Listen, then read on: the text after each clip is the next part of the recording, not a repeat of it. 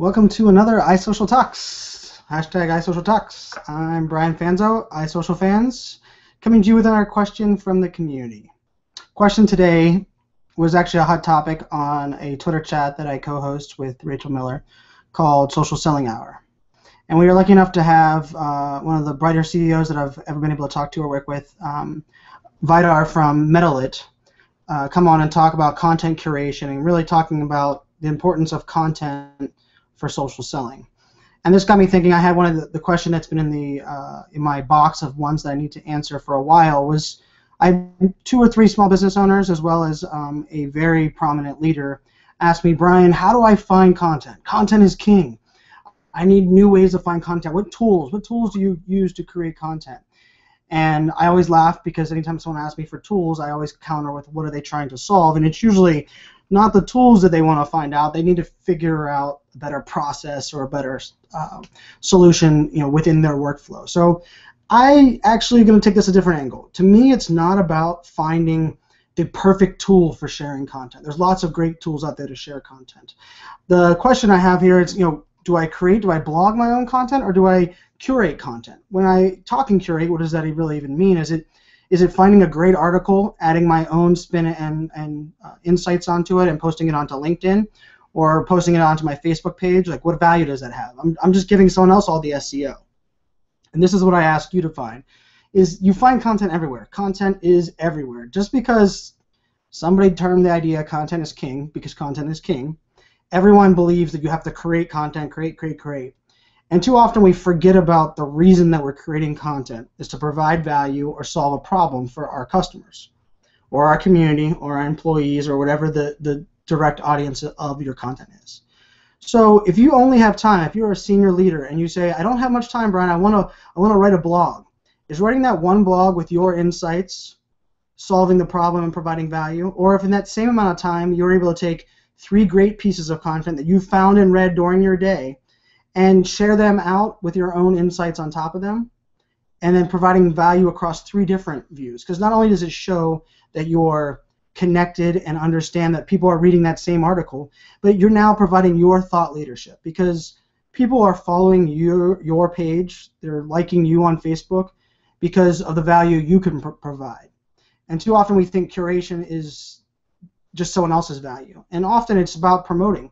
If I can promote someone else's great content that's very similar to me, not only does it show my audience that I'm connected and understand that this person creates great content, which they probably already know, but I'm also confident enough in my solution that I'm unmatched and going to provide value above and beyond, but I also agree with these people. I also value my time. Now, I will also say the reason I'm doing these videos is because I found that so many people are asking questions of me on what I do, what my processes are, what I've taught brands and others to do, that I didn't have enough time to blog. But I love the talk. I enjoy video. I don't have a problem on this side. So really what I'm focusing on, this content, to create it or curate it, I think you focus on the goal and your end solution. If you're providing your unique insight that no one else has ever had, and you have enough time to build out that story and provide, put some, show you care, that's my hashtag, make sure you do that. Use, create your own blog, share that content.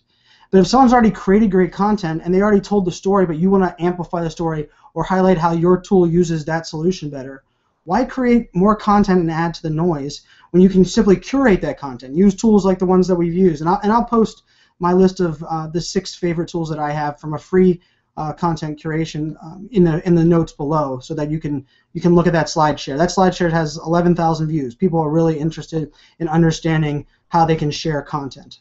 But if you're already finding content, for me, it's on an iPad. I use an app called Pocket, which is kind of like Read Later, and everything I read that I find value in, I add to Pocket, because I want to share that with my community because I think they'll find value. But I don't have an automated share. Then I go into Pocket and I actually curate it and then put it out. But too often we think of that curation process as something that is not original, or I'm not a thought leader. And I'm here to prove you wrong. A majority of the time, how I got my name, how I built my personal brand and got in front of these great influencers that I now call friends, is not only did I promote and retweet stuff that they share that I found value in, but I added my unique insights. I would say, hey, I agree with this, Vala. This is a great use case, but in my experience, this hasn't worked.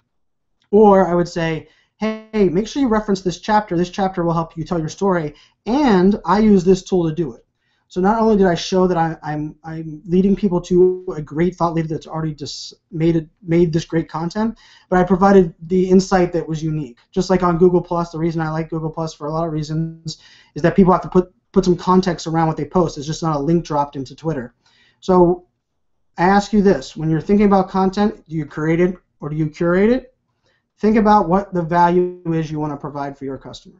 Do you want to add noise or add your own blog to the insight? Because I still believe in the power of blogging, and we definitely do. MillennialCEO.com is the plug. And you'll definitely see me blogging and doing lots of that, adding my own new content.